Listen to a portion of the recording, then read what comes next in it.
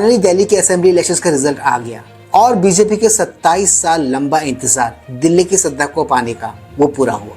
इसके साथ ही कुछ सपने भी टूटे, कुछ सपने चकनाचूर हुए उनके, जो दिल्ली में जीत की हैट्रिक नहीं लगा पाए। आई एम टॉकिंग अबाउट दी आम आदमी पार्टी। और इसके अलावा एक रिकॉर्ड और रचा गया, जिस रिकॉर्ड को बनाया कांग्रेस पार्टी ने। जी हाँ, इस दफा भी दिल्ली के असेंबली इलेक्शंस में कांग्रेस पार्टी को मिली है 0 सीट्स। 0 का रिकॉर्ड उनके नाम हो गया। सीधी और साफ सुथरी बात यह है कि दिल्ली की जनता ने मोदी और बीजेपी के फेवर में अपना वर्डिक्ट दिया, अपना फैसला सुनाया। आम आदमी पार्टी और अरविंद केजरीवाल गैंग्स को उन्होंने चलता किया।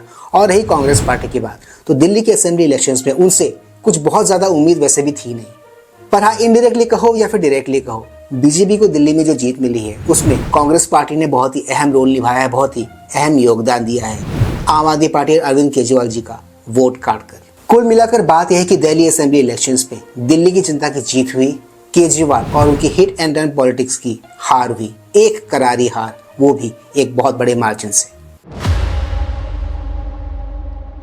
Please like, share, subscribe YouTube channel ताकि हम ऐसे कंटेंट्स बनाते रहें। ऑलराइट दोस्तों, let's go back to the topic then. एक वक्त था जब अरविंद केजरीवाल जी ये दावा करते थे, ये कहते थे कि दिल्ली एक ऐसा भेद की राह है जिसे बीजेपी और मोदी इस जन्म में कभी भी भेद नहीं पाएंगे, उन्हें दिल्ली में कभी भी हरा नहीं पाएंगे। Just have a look.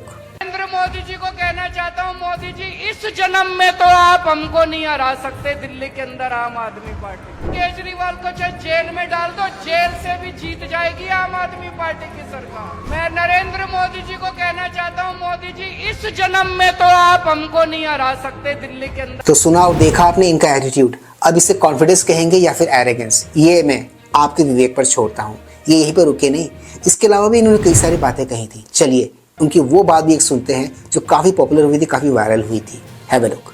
Delhi के मालिक हम हैं, दिल्ली के मालिक ये लोग नहीं है। ये हमारे ऑर्डर को पास करेंगे, मानेंगे, हम दिल्ली चलाएंगे। तो ये थे 8 फरवरी 2025 से पहले वाले Arvind Kejriwal.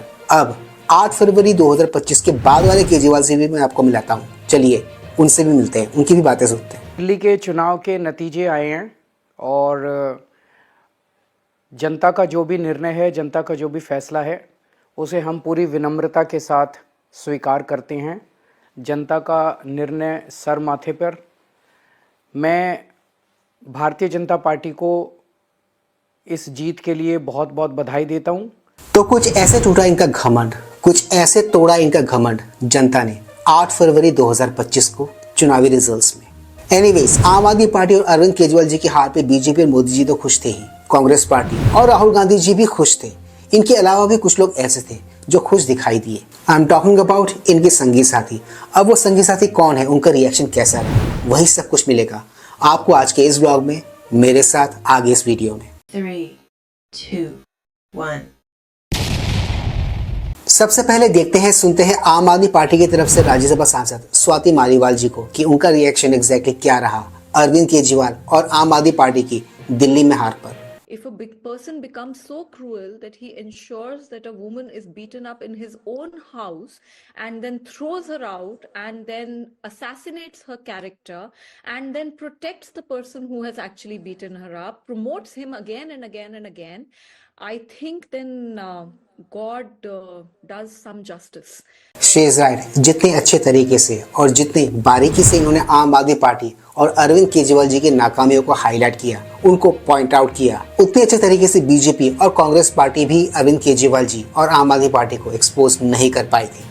And now it's time for the next reaction. अब ये नेक्स्ट रिएक्शन आप जिनका देखोगे, ये कोई और नहीं, ये केजरीवाल जी के और आम आदमी पार्टी के एक जमाने में बहुत ही करीबी रहे थे। आई एम टॉकिंग अबाउट कुमार विश्वास। और बड़े भारत की राजनीति को बदलने के सपने की हत्या एक निर्लज्ज, नीच, मित्रहंता, आत्ममुग्ध और चरित्रहीन व्यक्ति ने की, उसके प्रति तो क्या संवेदना। दिल्ली को उससे मुक्ति मिली और मैं ये जानता हूं कि अब जो आम आदमी पार्टी में लोग बच गए थे सत्ता के लोभ में, लालच में, पदों के लिए, उस पैसे के चक्कर में, वे सब भी अब वापस जाए। तो ये थे एक जमाने में केजरीवाल जी के बहुत ही करीबी रहे, बहुत ही क्लोज रहे, उन्हीं के फ्रेंड कुमार विश्वास। इनको आपने अभी भी सुना। चलिए जाते जाते अब उनको भी सुनते हैं जिन्हें केजरीवाल जी और आम आदमी पार्टी वाले अपना गुरु मानते हैं। I am talking about none other than Anna Hazare ji. चारित्र के बारे में बोलता है और दूसरे बारे में शराब की बात बता। मैं पहले से बताया है चार कुरुक्षेत्र रखो, विचार कुरुक्षेत्र, वो